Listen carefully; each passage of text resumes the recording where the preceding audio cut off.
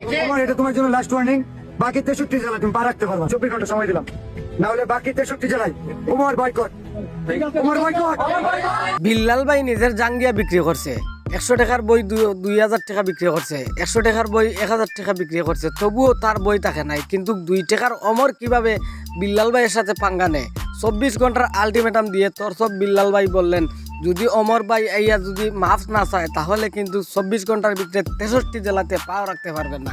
এই নিয়ে অমর ভাই কিন্তু বয়ে পালিয়ে গেলেন মালয়েশিয়াতে। গাইস, এখন আমি আসছি হলো মালয়েশিয়া। আমার কিছু থেকে তো বুঝতে পারতেছেন। আর সবচেয়ে ইন্টারেস্টিং বিষয় যেটা, মালয়েশিয়া আসার পর আমি যে হোটেলে উঠছি, এই হোটেলে আমি রুম নিছি 64 তলায়।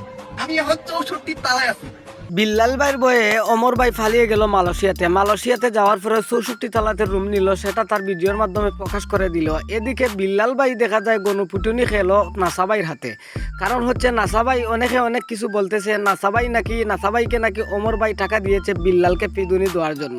এটা যারা যারা বলতেছেন ভাই, এটা কিন্তু সম্পূর্ণ ভুয়া, একটা ভিত্তিহীন একটা কথা। ভিত্তিহীন কথা নিয়ে পরে থেকে কোনো লাভ নেই। আর অমর ভাই কিন্তু মালয়েশিয়াতে চলে গেছে। মালয়েশিয়াতে চলে যাওয়ার পরে সেটা কিন্তু বিদেশে ভিডিওর মাধ্যমে কিন্তু সবাইকে জানিয়ে দিয়েছে। 63 তলা পর্যন্ত আমার জন্য যেহেতু বয়কট, এই জন্য আমি 64 তলায় রুমটা নিচ্ছি। 64 তলায় রুম নেওয়ার পর আমার একটা ফায়দা হয়েছে। জাস্ট জিনিসটা দেখেন, ওই যে আমার এই রুম থেকে টুইন টাওয়ার দেখা যায়, ওটা কিন্তু টুইন টাওয়ার। এদিকে বিল্লাল ভাই খাচ্ছে নাসাবাইয়ের হাতে ফেদুনি, আর অমর ভাই দেখাচ্ছে টুইন টাওয়ার। কারণ মালয়েশিয়াতে চলে গেছে সে, যেহেতু তাকে 63 জেলা থেকে বয়কট করা হচ্ছে, সেজন্য কিন্তু চলে গেছে অমর ভাই, চলে গেছে মালয়েশিয়াতে গিয়ে টুইন টাওয়ার দেখাচ্ছে। আসলে ভাই বিষয়টা কি ইন্টারেস্টিং। অমর ভাই মানেই ব্র্যান্ড। খুব ঠান্ডা মাথা ধুয়ে দিল অমর ভাই তরসব বিল্লালকে, কিন্তু তরসব বিল্লাল এটা টেরই পেল না।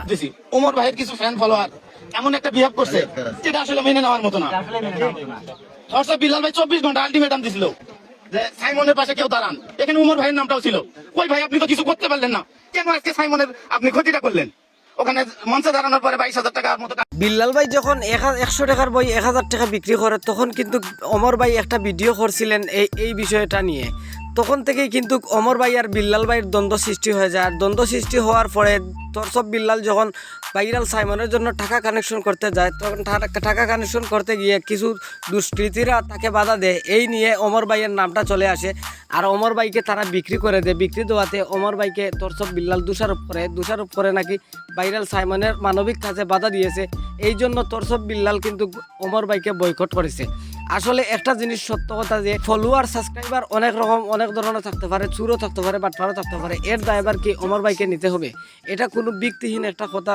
আপনারা যারা অমর ভাইয়ের এবং তরসব বিল্লাল ভাইয়ের সাবস্ক্রাইবার আছেন এবং যারা অমর ভাইকে ভালোবাসেন, অবশ্যই কমেন্ট করে আপনারা মতামতটা জানিয়ে যাবেন যে আসলে বিষয়টা তরসব বিল্লালের যে অভিযোগটা দিয়েছে, এই অভিযোগটা কতটুকু কার্যকারী এবং কতটুকু সঠিক।